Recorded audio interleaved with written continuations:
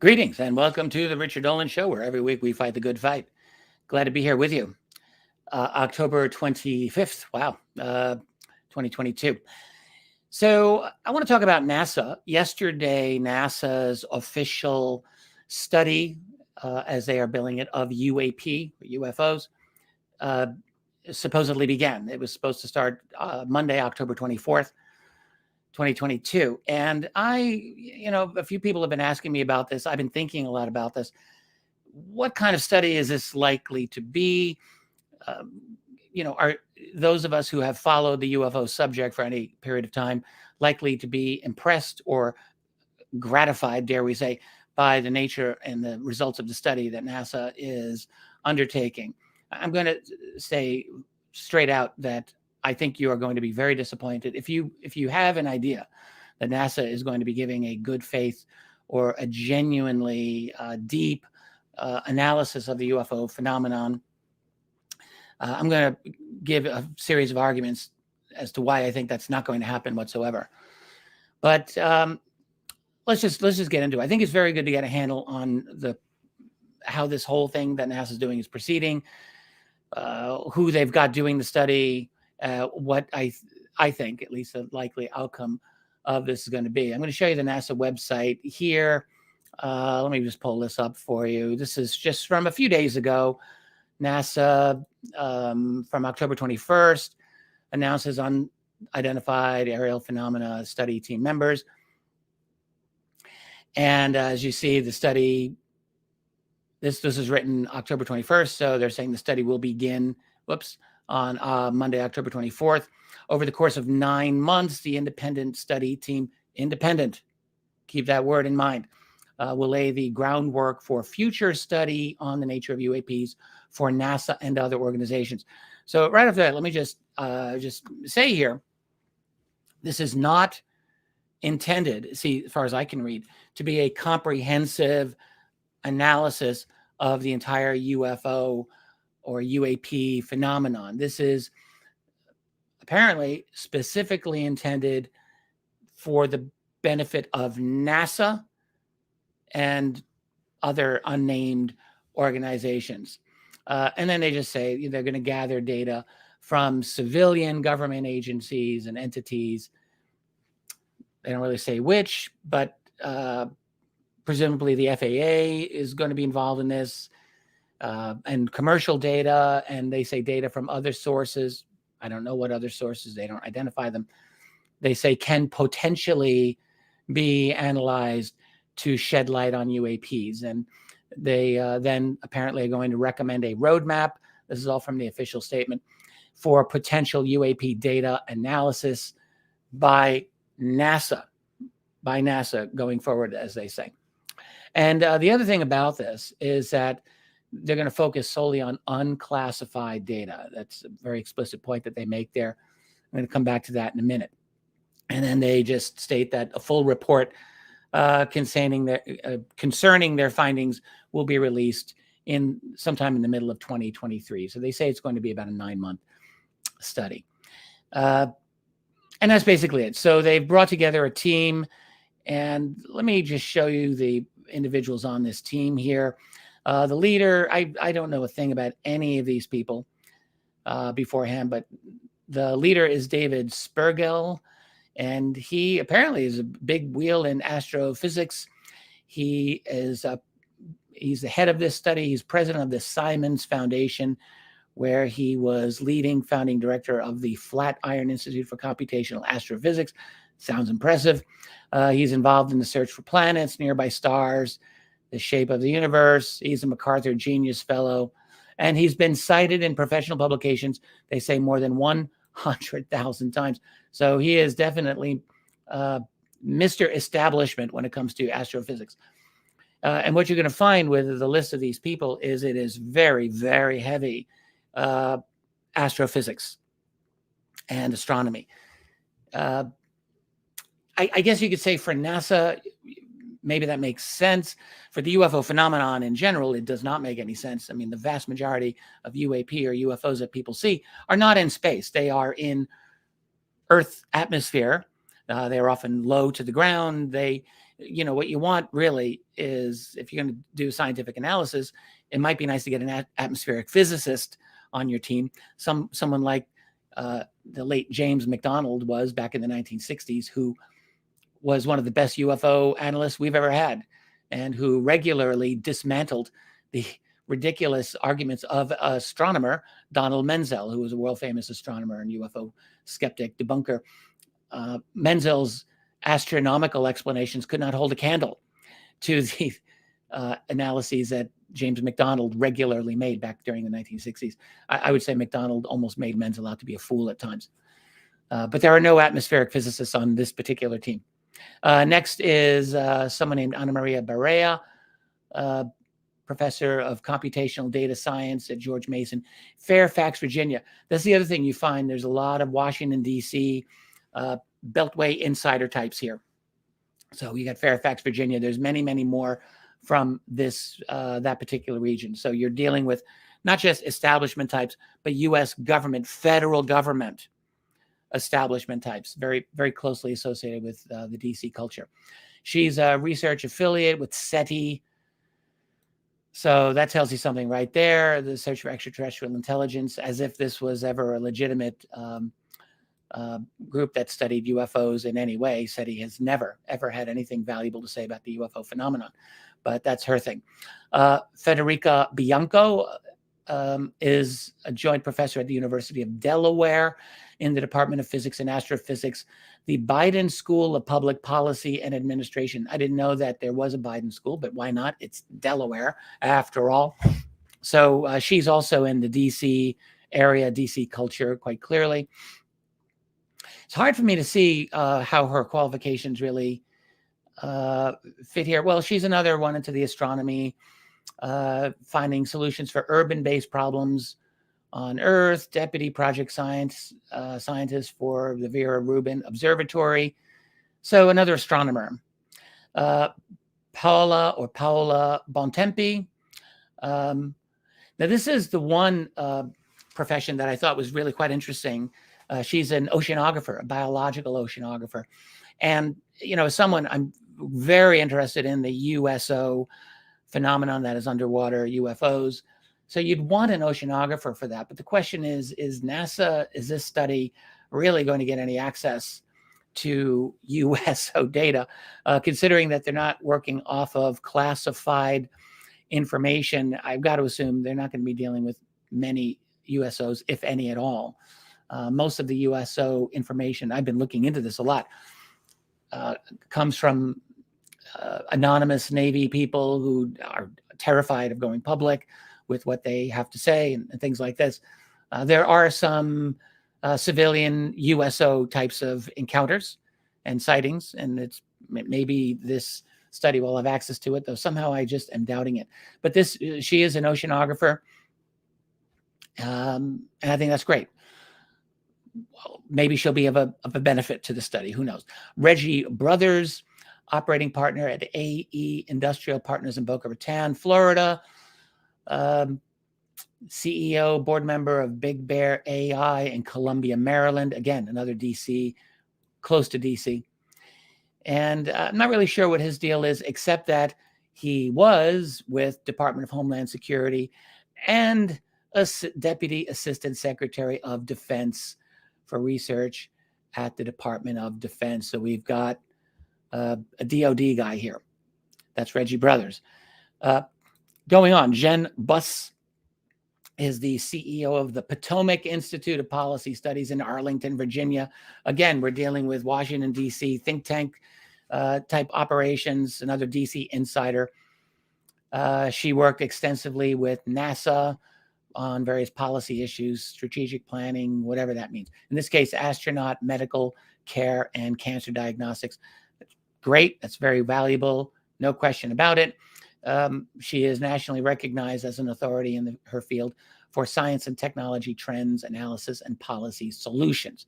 So yeah, policy solution. This is a DC think tank person, clearly. Nadia Drake. Now, this is the one journalist on the team. She's a freelance journalist, contributing writer at National Geographic. Of course, that's ultra mainstream Scientific American, ditto. she's won awards, specializes in astronomy, astrophysics, planetary sciences, and jungles. That's very interesting. Now, so I looked up any work that she has done, and I found one thing. Let me just pull this up here and show this to you. Here we go. This is an article she wrote for National Geographic just a couple of days. There's Lou Elizondo on the top. Just a few days after the New York Times did their double whammy articles on UAP that rocked the world. And this is an article Nadia Drake wrote December 19, 2017. So just 3 days after Leslie Kean and Ralph Blumenthal wrote their very significant pieces for the New York Times.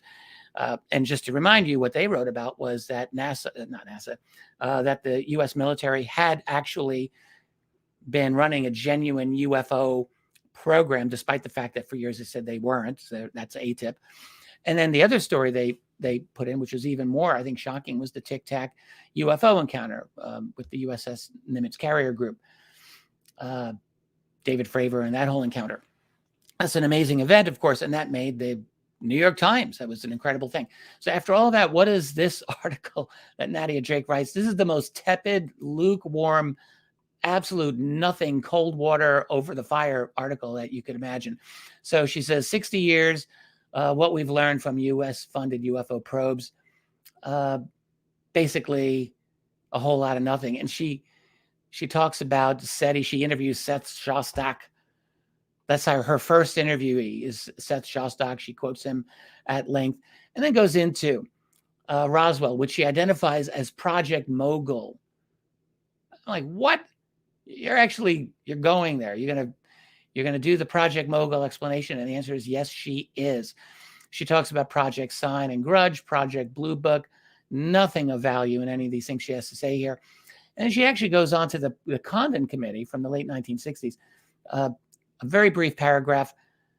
The Condon Committee, which serious historians have studied in great detail, and knowing explicitly that that study was an absolute rigged game from the start. We have this directly from one of the members of the Condon Committee, Dr. David Saunders, who stated that Edward Condon had told a small group of them, including Saunders, that if the committee were to come to a positive conclusion on UFOs, that would never be made public anyway. That Condon would take that in a locked briefcase to the president. Saunders raised an eyebrow about that and put it in his book called UFOs. Yes, very good book, by the way. Anyway, the Condon Committee was just a rigged game. In fact, the number 2 of the Condon Committee was an ex-CIA intelligence officer named Robert Lowe, who was very much involved in making sure that the committee would come to a negative conclusion on UFOs also. Anyway, her article on this, her statement on this is absolutely just laughable. I'm not trying to dunk on her, but I mean, come on, you're just begging for it with this terrible piece. She just says that there is no compelling evidence for extraterrestrial involvement in UFOs and recommended discontinuing Blue Book. And that's it, saying that with a straight face. And really nothing else, nothing else. So that was her statement about the Condon Committee and about all the U.S. involvement in UFOs. Let me just go back to sharing my other screen here with you, and we'll go over the rest of these folks. Back we go. So that's Nadia Drake. Then we have Mike Gold, Executive Vice President of Civil Space and External Affairs at Redwire in Jacksonville, Florida. He had multiple leadership roles in NASA. So he's a NASA person. I'm not really sure what he does. He had a lot of outstanding leadership medal and this and that. Appointed by the U.S. Secretary of Transportation to serve as chair of Commercial Space Transportation Advisory Committee. Phew, that's a mouthful. And so forth. So again, basically, we're looking at high-level bureaucrats and Washington insiders and ultra mainstream SETI, I'm just going to say SETI lackeys. Here's David Grinspoon. He's next, senior scientist at the Planetary Science Institute. So again, all with astrophysicist types, astronomers, and so forth. I'm not saying they have no qualifications in their field. They clearly are highly intelligent people. But to ask them to analyze UFO data, the thing about astronomers is that no one ever really says this openly, but people who have really listened to astronomers talk about UFOs realize they are the most overrated and really not valuable analysts of the UFO phenomenon. Very few of them. There are exceptions, but very, very few really have a lot to say that's of value relating to UFOs. Scott Kelly, this is an astronaut. He's done a lot of missions, a number of space shuttle missions, International Space Station. He's done a lot. He's a Navy pilot. And you want an astronaut on your team? Why not? Okay, let's keep going. Matt Mountain, president of the Association for University of Research and Astronomy. And, you know, consortium of 44 universities nationwide, Hubble telescope, more astronomy. Oh, yeah, former director of the Space Telescope Science Institute in Baltimore. Again, very close to the DC culture. Just pointing these things out. Warren Randolph, deputy executive director of the FAA's Accident Investigation and Prevention for Aviation Safety Department. Now, this is something you do want, at least in theory, for a study on UFOs. You want to get access to FAA data, without a doubt. The problem that you have with the FAA is that as an institution, they have done nothing but lie about UFOs for decades and decades. Back in the 1980s, there was a famous incident, the Japan Airlines encounter of 1987. The FAA was involved in that and just absolutely lied to the public about any of the information relating to that case.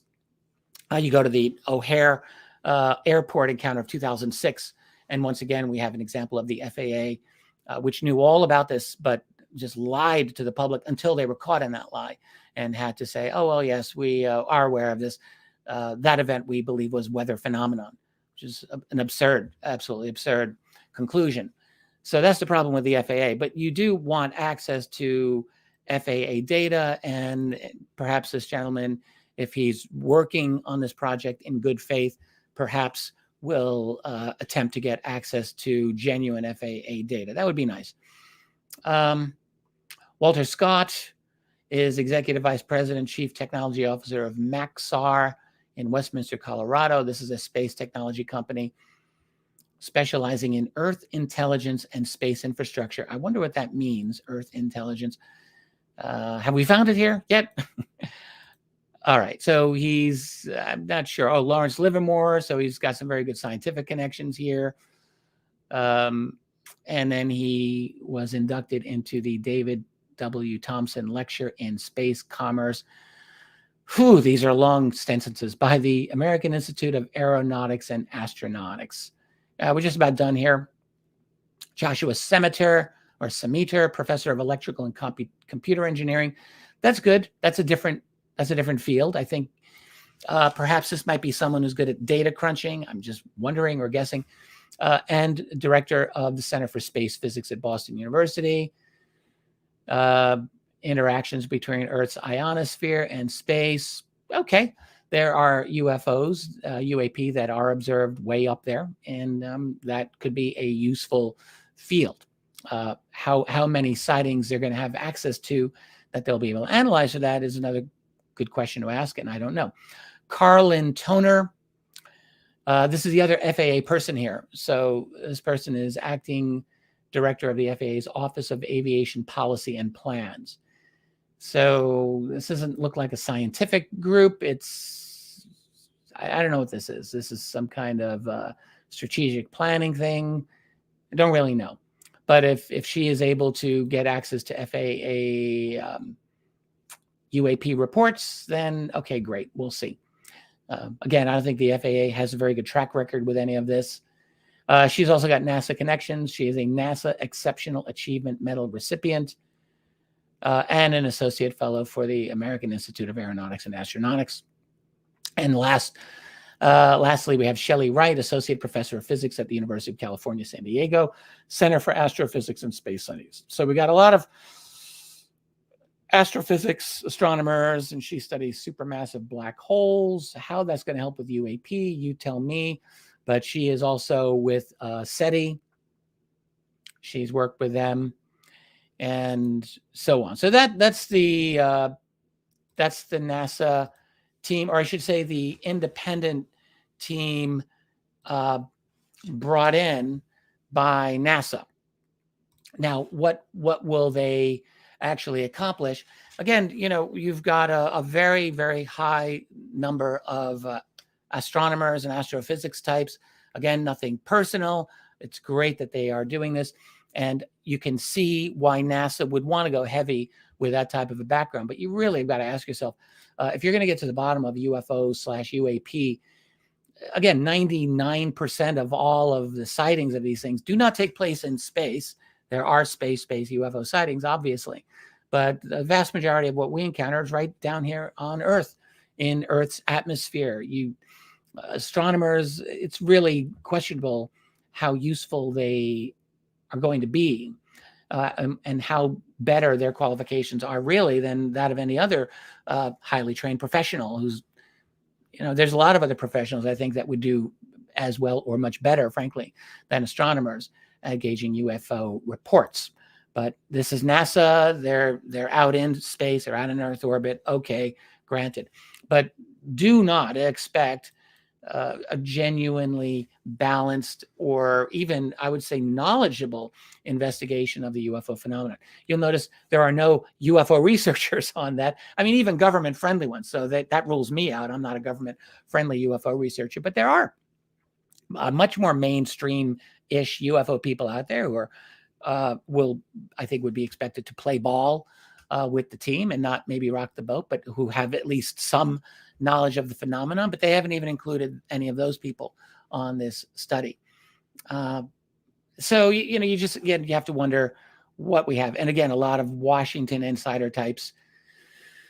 So there you have it. Now, there's not much else of earth-shattering information about the press release. There's nothing about analyzing potential threats and the like, although there is a statement, and this is significant, that UAPs are of interest for both national security and air safety. They do state that. So they do mention national security, at least tangentially, and they say that their study aligns with one of NASA's goals to ensure safety of aircraft. So there's no indication that they are working with NARCAP, which is an extremely well-respected private organization that explicitly studies commercial aviation encounters with UFOs and UAP. As a matter of fact, the founder of NARCAP was Dr. Richard Haynes, and I believe, someone correct me if I'm wrong, but I think it was Richard Haynes who may have coined the phrase UAP way back in like 1980. And now here we are. It's become a very obviously widespread, officially sanctioned term. But I haven't heard anything to do, like, is NARCAP going to be used to assist them? They should be. Or even MUFON, for that matter. MUFON has a tremendous amount of data on UFOs, obviously. And MUFON has investigators. Now, the problem with this from a so-called scientific point of view, from the point of view of NASA, is that they've constantly harped on the fact that they can't draw scientific conclusions on UAP because there's just not enough good research. There's a lack of existing research on UAP. Well, that all depends on how you look at it. There's been a tremendous amount of research on UAP and UFOs, and MUFON has actually contributed to a lot of good, very good data. Do you think there's never been landings of UFOs on the ground that have left ground traces that have been analyzed? Yes, of course there have been. Do you think there have been no witnesses who've suffered physical injuries from these UFOs? Absolutely there have. We know all about them. They've been studied in great detail. There's a lot of actual physical evidence to study. And of course, witness testimony, much of it is absolutely exceptional. Do you think there are no multiple witness cases where you have just top of the line scientific witnesses themselves who are incredibly explicit. And not only that, of course, we have many cases in U.S. military history that are out in the open, declassified, in which instrumentation has been used to track UFOs moving at high speed, high altitudes, at ridiculous speeds that we just have not been able to match from the 1940s onward. So it's not that there's a lack of data, but it's a lack of data that NASA wants to refer to, apparently. A lack of data, maybe from white-coated laboratory scientists, writing up their federally funded reports on UFOs, which there is no federal funding for that. So, of course, you're not going to get anything like that. NASA, it does not have a good track record with this in terms of being unbiased. They have constantly stated, and very recently, in fact, stated that there's no evidence that connects UAP to extraterrestrial life. Okay, well, thanks for that, NASA. They feel obligated to say that almost every single time they talk about UFOs. Now, there are, other than just looking at the individuals involved in the study, there are several very good reasons, I think, why we should expect nothing to come out of this study. Well, actually, before I even move on, you have no one with any knowledge of UFOs that I can see on this study. I mean, Nadia Drake, the journalist, has maybe some knowledge, I suppose, but I don't even know if it would qualify as superficial. I'm not sure it rises to the level of superficial, because for something to be superficial, you still assume it to be true, just superficially true. And a number of the things that she said in her article that I showed you earlier there, I don't even think were true, or they were very deceptive.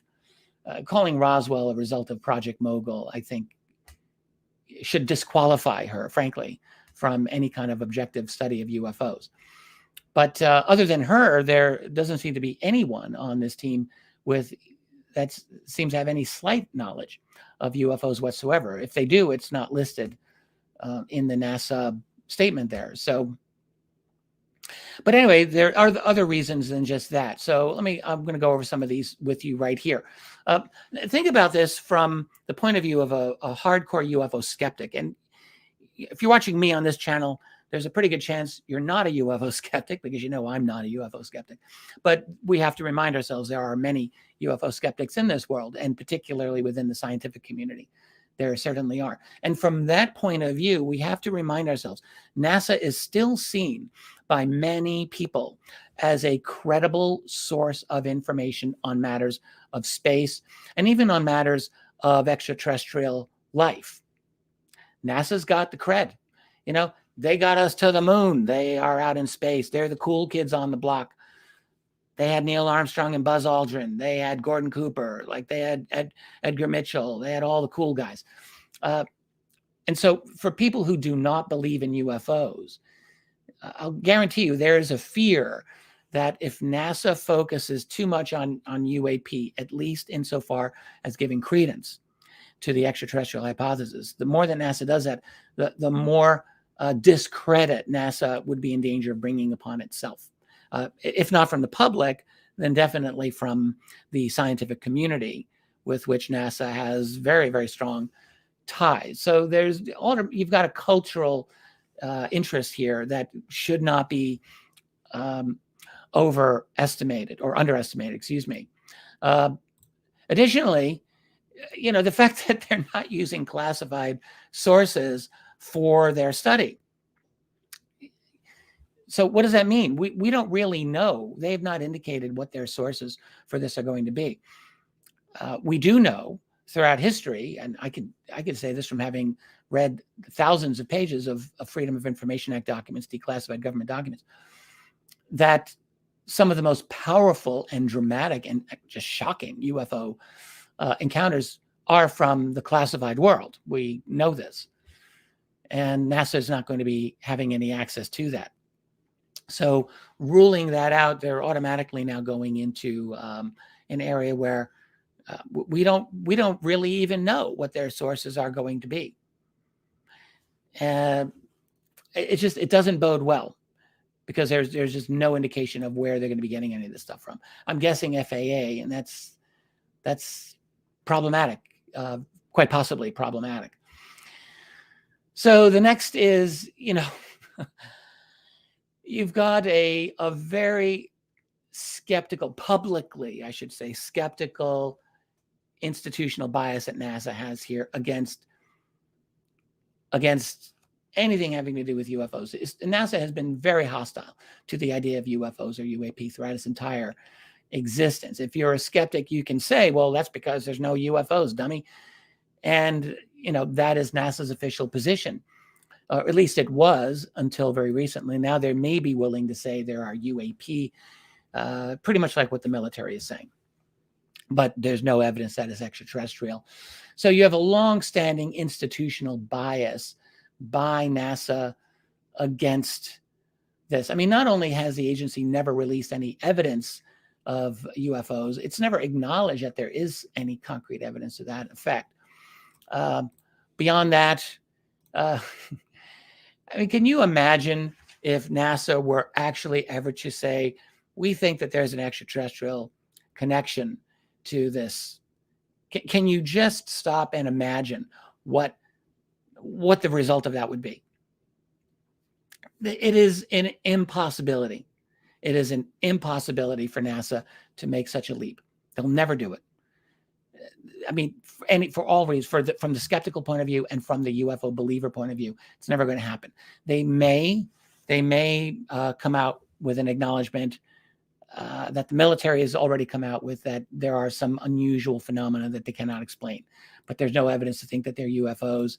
And I think that's the best that we're going to be able to expect. But let me get into some of the more hardcore reasons here. So first of all, you got Pentagon Connections with NASA. NASA may best be known for its civilian space exploration efforts, but the truth is that NASA has always been deeply connected to the military and to the national security establishment. This is evident from NASA's origins. NASA was created in 1958 out of a pre-existing organization called NACA. That was the National Advisory Committee for Aeronautics. And NACA was actually started, it was created in 1915. That's right, during the First World War, before America was even involved, in order to coordinate research efforts between the military, academia, and industry for the new aviation industry. So even before NASA existed, it was clear that the U.S. government saw great value in using civilian agencies to further military objectives. And this connection has just gotten stronger over time. You have NASA's budget that's largely dependent on funding from the Department of Defense. NASA has been involved in developing military technology like the space shuttle or the International Space Station. Not that the space shuttle is primarily a military craft, but they have done military missions there. NASA also provides support to the DoD's space operations like satellite launch and tracking. So while NASA may not be an overt part of the military establishment, it has a very close relationship with the Pentagon and other security agencies. It plays an important role in U.S. national security. And NASA also furthers military secrecy. Think about satellites. NASA's got a bunch of satellites in Earth orbit. If, let's say, there's a NASA satellite that might take pictures of a classified military installation somewhere, those images would be considered NASA property, and they're not going to be subject to release under Freedom of Information, which means that NASA can be absolutely used as a tool to keep information about the military hidden from the public. And then given their close ties to the military, I think it's quite likely NASA's not going to stop playing a role in national security for a long, long time. So they're extremely military connected and military friendly. But beyond that, NASA has explicitly cooperates with the Pentagon on UFOs. Let's get into some of the reasons. In the first place, as a military connected organization, NASA has a vested interest in understanding UFOs from the perspective of potential threats that may be posed. That's not saying that all UFOs are threats. I'm not saying that. But if you are the military, you're not doing your job if you're not looking at that possibility. That's why we have a military. The military's purpose, if there is any purpose at all, is to protect national security, protect the integrity of your nation from potential threats, right? And so the military needs to look at that. NASA, being militarily connected, would undoubtedly need to do the same, at least to some extent. Now, at least that's the idea. In the classified world, and in the real world of a classified scenario, any NASA UFO encounters that have happened, if NASA has UFO observations in Earth orbit or beyond, for example, they would have to be transmitted to the military establishment. They would have to be. And surely this has happened so many times that there must be a specific channel by which this is the case. And it would have to, NASA would have to take the same public attitude toward UFOs that the military has always taken, namely that, they would dismiss any extraterrestrial possibilities to UFOs, which is exactly they have done. Now, you might argue that if NASA can confirm that UFOs exist or UAP exist and that they pose a threat to national security, then you might think, absolutely, that's what they want to do because that'll get them more funding for research. They're gonna play up the scare tactics for the public and get more federal funding. Now, I would say what is much more likely is that they're going to move in the direction hinted at by the Pentagon's spokespersons last spring when they gave their UFO hearing to Congress. That's Ronald Moultrie and Scott Bray. If you remember back to that hearing, and I did a take on that almost immediately on this channel here, both of those men actually sounded a positive note about UFOs to some extent. They said, it's not a joke. The phenomenon should be taken more seriously. There were some of these events that we don't know how to explain. They actually said that. They were fairly upfront about it. On the other hand, both of those gentlemen gave no hint, and in fact, wouldn't even consider that UAP have an extraterrestrial or non-human foundation. That's a no-go area for them. And the other thing about what they had to say, and again, I think NASA is going to follow this lead to a T. Although Bray and Moultrie did not explicitly point a finger at Russia or China as a source of UFOs or UAP, that's true. It did seem clear to me that this was the direction they really wanted to go. Now, you cannot just say to Congress, we believe the Russians are creating UFOs and having them fly over sensitive installations. Like, that's never going to happen for all kinds of reasons. First of all, that would be, some of the most shocking public statement one could imagine, aside from the fact that it certainly is not true. But I think they all realize if you start going really explicitly and accusing Russia and China of creating UFO tech, they're going to lose all credibility. The world's just going to say, look, man, you've just jumped the shark. This is a bridge too far. We don't believe you about anything anyway, but now you got to go so explicitly into this territory that you've just completely discredited yourself officially for the rest of all time. Like, they cannot do that. So what they have to do is what they've been doing, which is they talk about potential foreign adversaries and they leave it at that. So no aliens, never aliens, but potential foreign adversaries. Oh, yes. This would be another way to feed the insatiable appetite that the Pentagon has for tax dollars. Yes, absolutely. You provide some vague references to foreign adversaries. Don't go any further and let the money roll in. And then I think this is where NASA can be helpful and useful in this regard. Ask yourself, what is the likelihood that NASA's conclusions are going to be in conflict with the desires of the Pentagon? Does the question even need an answer? Finally, and most explicitly, a reason I think why we can expect nothing out of NASA's effort here is that NASA's had a long-standing role, not just in cooperating with the military on UFOs, but really actively suppressing UFO information. And there have been a number of very credible whistleblowers and inside leakers of information that have come from NASA. Maybe one of the earliest one was Marie Chatelain. Chatelain was an engineer with NASA during the Apollo years, and he gave interviews. He wrote several books on this matter and stated explicitly his knowledge that NASA had direct knowledge of extraterrestrials during the Apollo 11 mission, and that the United States government was hiding this information from the public.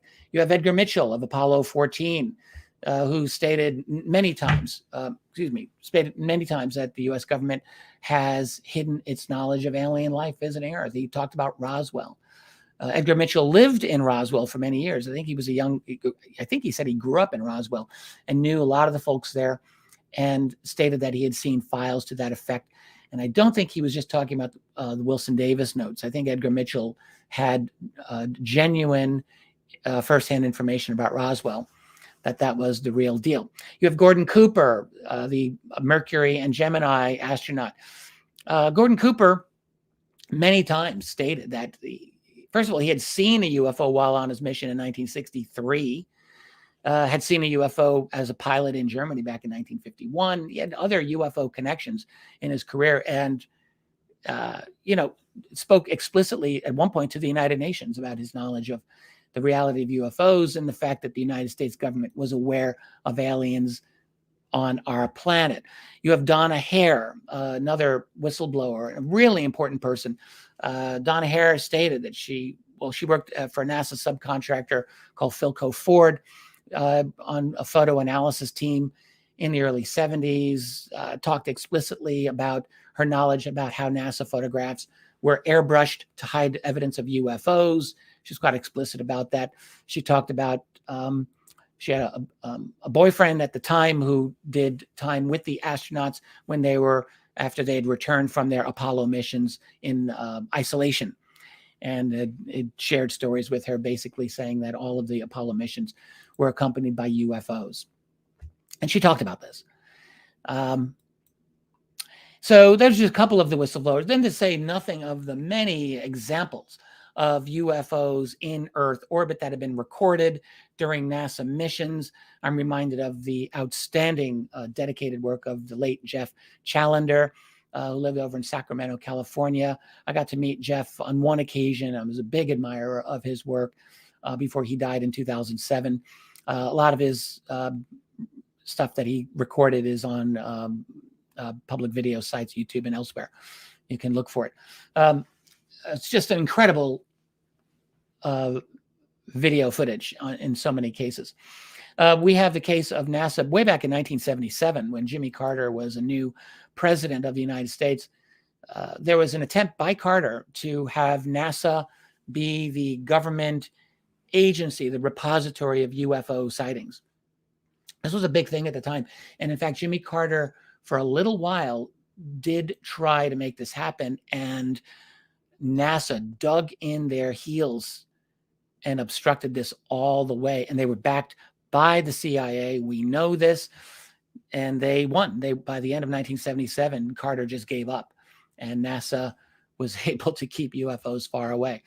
So NASA has always had a very strongly anti-UFO bias and strong secrecy against UFOs through its entire history.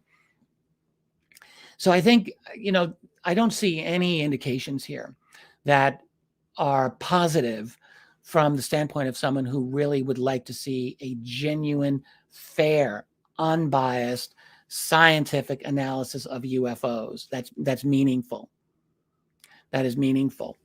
Now, you could see that NASA might have hired this group to say, we want to know if there are space-based UFOs that might pose a threat to NASA missions. It may be that they have a very limited mandate toward that. I'm not saying that I know this is the case, but when you read the wording of their press release, it does seem to be that this is the direction. There's very restricted very restricted direction that they may want to go. So I have a feeling at the conclusion of this study, you're going to get the basic media platitudes about this. Like, there's no way that NASA is going to be able to deliver the real goods on UFOs, but you'll have people saying, well, we may not have been able to provide all the answers that people are looking for, but this was still an important step in furthering our understanding of the universe. There might be some people who go so far as to say that, by exploring the possibility of UAP, we are opening up a new area of research that could lead to discoveries about our place in the universe. You can almost pre-write the platitudes for them and send them in, and maybe NASA will use it. In fact, that's probably why they hired a journalist for the study, and I have a feeling she'll probably, have a hand in writing such press releases, very likely. So I think ultimately this study by NASA is very likely to do exactly what the Pentagon wants it to do. All right.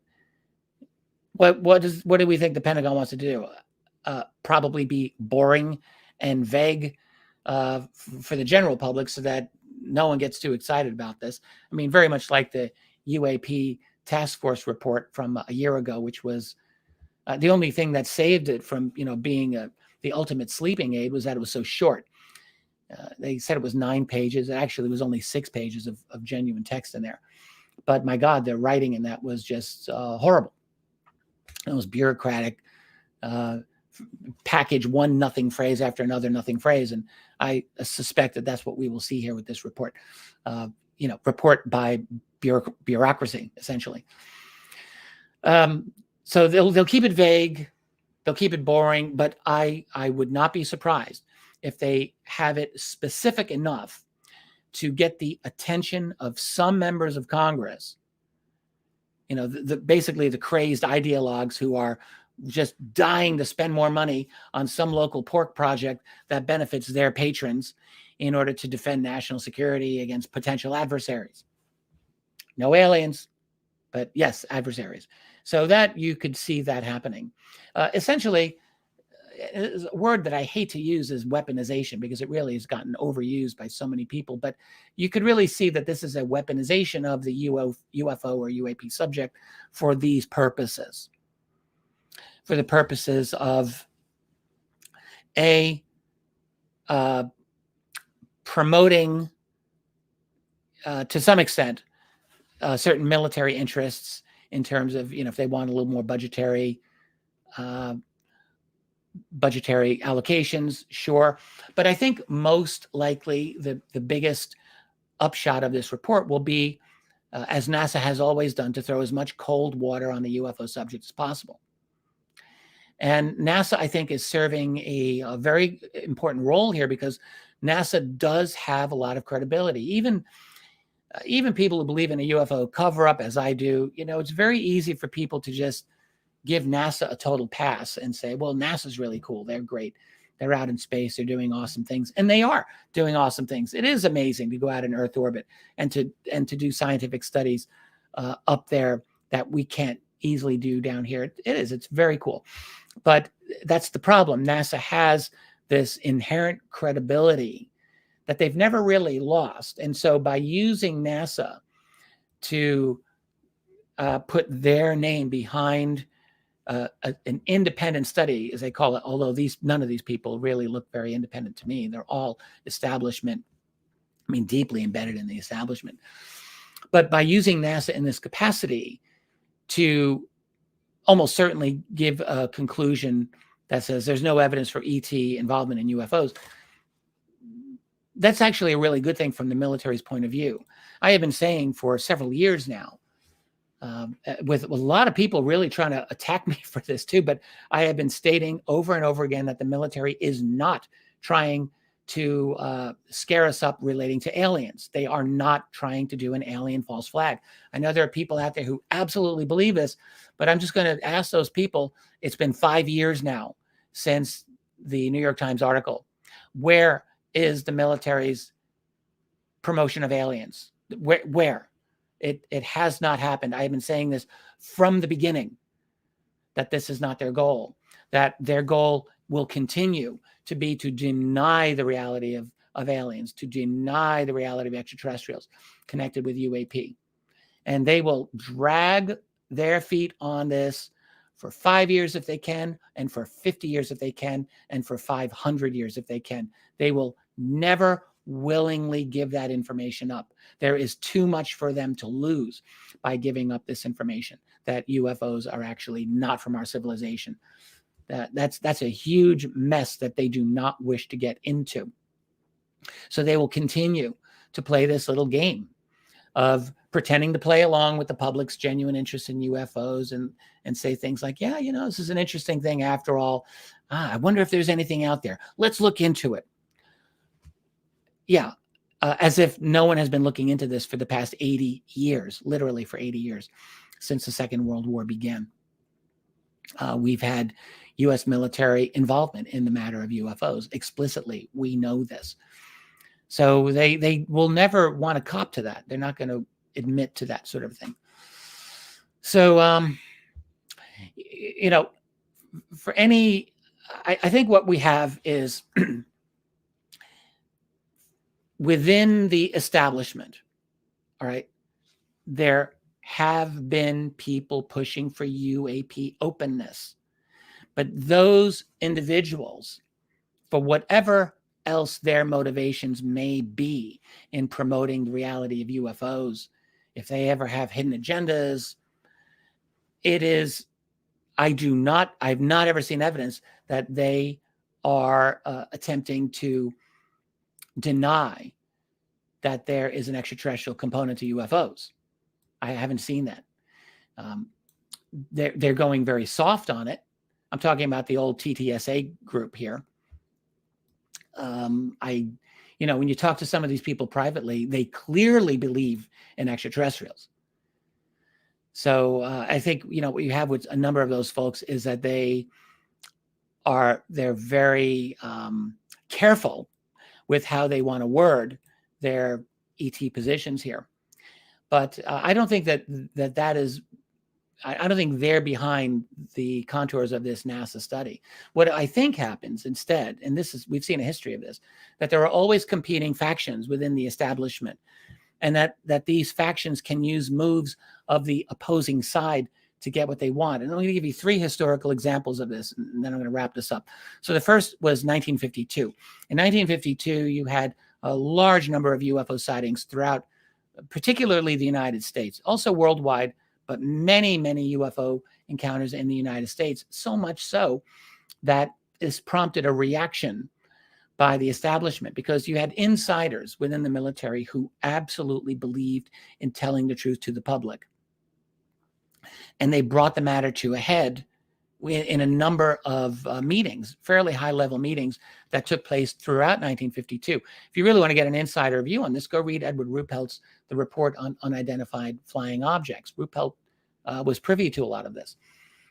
So what happened in 1952? You had a situation where first the Air Force did a press conference that July after there'd been a series of sightings over Washington, D.C., and the Air Force said, looks like weather phenomenon, case of mistaken identity, nothing to get worried about.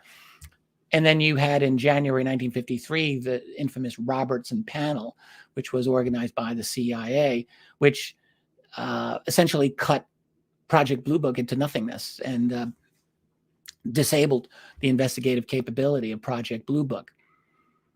So you had a situation where there was this upswing and people wanting more openness on UFOs. And the result, however, was that the other side won, the side of secrecy won. A second example is 1966, where there had been, again, an upswing in UFO sightings within the United States. And as a result, there were sightings that got the attention of Congress. Gerald Ford famously made a statement about this at the time. A lot of other people. Alan Hynek made his famous swamp gas statement that year. And the UFO subject was getting a lot of traction at the time. And it looked as though the Air Force was going to be very, very embarrassed over its position on this. And what happened? The Air Force very deftly took the initiative here, and they hired the University of Colorado, the Condon Committee, which, as I said earlier, was a total rigged game, to do a supposedly scientific study of UFOs. But it was a scientific study that was not scientific ever, and by which the conclusions were already predetermined. So it was very smart. It's not that the UFO believers were complicit in the Condon Committee. Of course they were not. And in fact, in the beginning, they were taken in they were all saying, well, we're going to let the University of Colorado, they're going to get to the bottom of this. They're going to do a scientific objective study. Well, they did not. And the third example was the early 1990s, when the Roswell case was getting a lot of traction. Again, you had a lot of private researchers writing books on Roswell. You had a UFO study project. The Fund for UFO Research was doing video interviews of Roswell witnesses. These were very powerful interviews, many of them, and you could see that Roswell was getting traction. New Mexico Representative Stephen Schiff was approached by members of his district to look into the government's response to Roswell back in 1947. And Schiff said, I'll do it. And he did. And he contacted the General Accounting Office of Congress, the GAO, who agreed to investigate this for him. The obstruction that the GAO met with was unbelievable. At one point, an Air Force liaison said to a GAO representative wanting Roswell information, he said, "Go shit in your hat." That expression I never heard before, and I thought I'd heard it all. I never heard that one, but that is what he said. So the Pentagon was absolutely not interested in cooperating. The records of the Roswell Army Airfield conveniently were all missing from that period of time. These were permanent records that should never have gone missing, but they were. And instead, what the Air Force did very, very cleverly is they took their own initiative and they released their own study ahead of the GAO study, by which they put out the infamous mogul balloon theory as the cause for Roswell, which was cited by the journalist involved in this NASA project.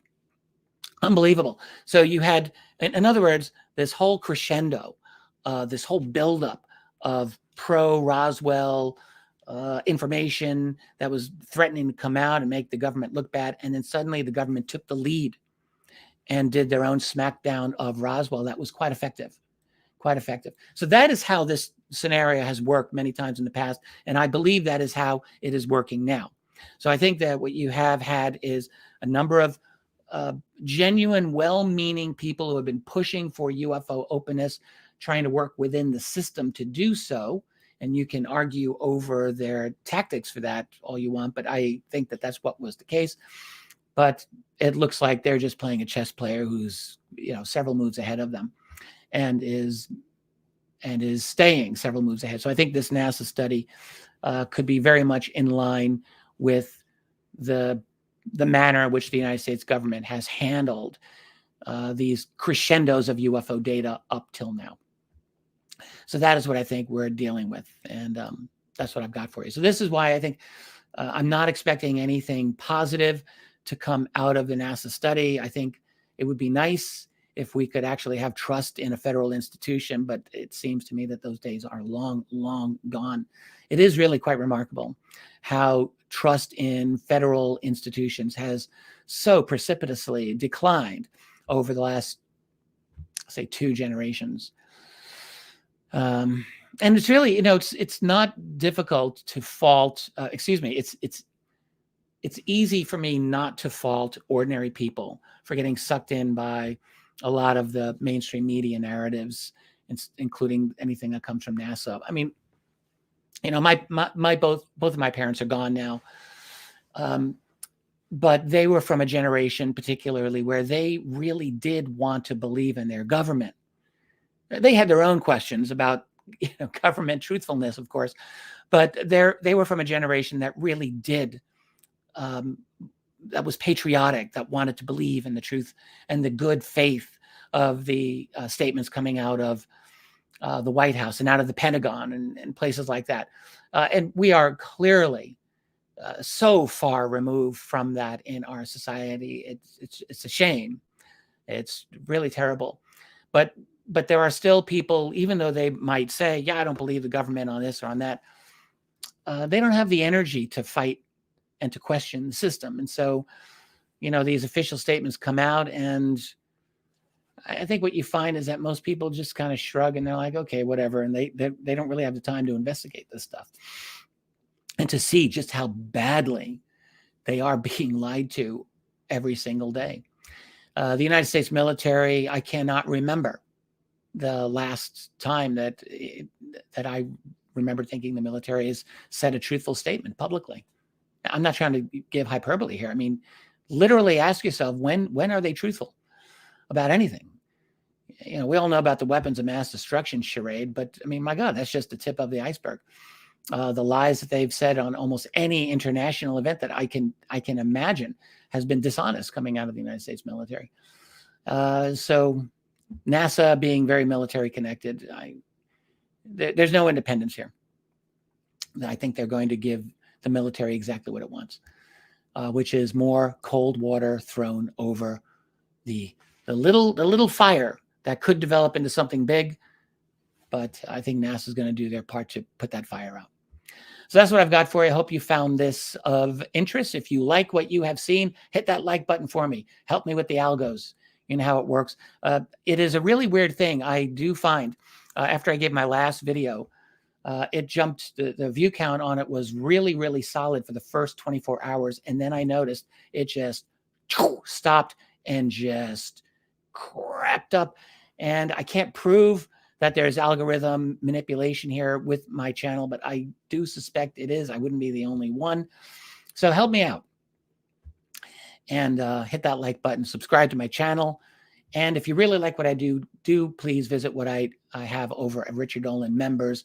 That is my active website. That is where I share so much more with the members of the site. Yes, there's a paywall. Yes, I think we all understand in our day and age, this is how it's got to be. I do have a lot of free content on that website anyway. So even if you don't want to become a member, hey, go check out what I've got there. There's quite a lot to get into. And we've just been doing a nice upgrade of the website interface. There's still more to come, by the way, but it's already kind of nice. It's a nice place to do some research and to hang out and get some good information. So that's what I've got for you. I hope you found it interesting, and I will say goodbye. Let us continue to keep fighting the good fight, and I will catch you again soon. Bye for now.